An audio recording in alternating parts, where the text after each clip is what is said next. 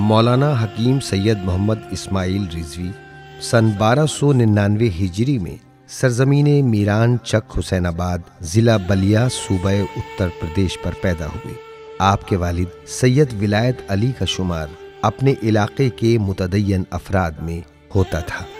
حکیم اسماعیل نے ابتدائی تعلیم اپنے گھر میں حاصل کی۔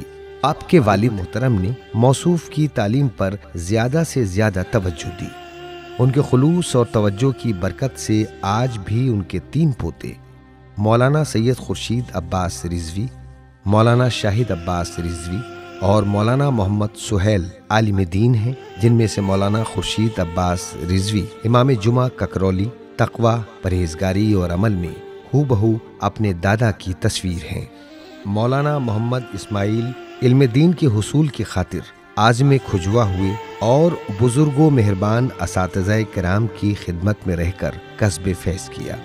کھجوا سے فراغت کے بعد شہر لکھنؤ کا رخ کیا اور مدرسہ سلطان المدارس میں رہ کر باقر العلوم آیت اللہ سید محمد باقر رضوی اور مولانا سید عالم حسین وغیرہ کی خدمت میں زانو ادب طے کیے۔ آپ نے دینی علوم کے ساتھ ساتھ طبیہ کالج لکھنؤ میں بھی داخلہ لیا اور وہاں کے جید اساتذہ کی خدمت میں رہ کر علم طب میں مہارت حاصل کی، جن میں سے حکیم عابد علی، حکیم زاہد علی اور حکیم امیر حسین وغیرہ کے نام سر فہرست ہیں۔ مولانا موصوف مدرسہ سلطان المدارس اور طبیہ کالج لکھنؤ سے فراغت کے بعد اپنے وطن واپس آئے۔ وہاں آ کر درس و تدریس اور معالجے میں مصروف ہو گئے۔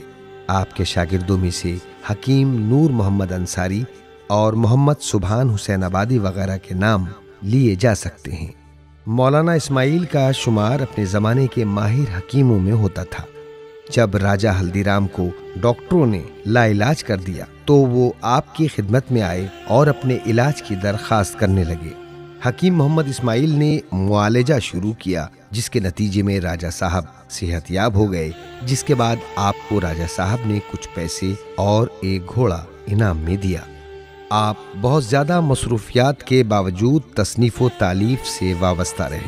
موصوف کی تالیفات میں سے نسخہ در طب، قلمی نسخہ، مجموعہ مجالس، عدیہ، اعمال و زیارات اور شجرہ سادات حسین آباد وغیرہ کے نام سر فہرست ہیں۔ مولانا اسماعیل اختلافی مقامات سے بہت دور رہتے تھے۔ آپ کا اخلاق بہت اچھا تھا۔ موصوف کے بزرگ مولانا ممتاز حسین نے آپ کی پاکیزگی کو دیکھتے ہوئے وصیت فرمائی کہ میرے بعد نماز عیدین آپ پڑھائیں گے، لیکن موصوف نے معذرت خواہی کر لی، چونکہ اس زمانے میں وطن کے بزرگ علماء موجود تھے، لہٰذا ان کے احترام میں اس ذمہ داری کو قبول کرنے سے انکار کر دیا۔ اللہ نے موصوف کو 5 بیٹیاں اور 7 بیٹے عطا کیے۔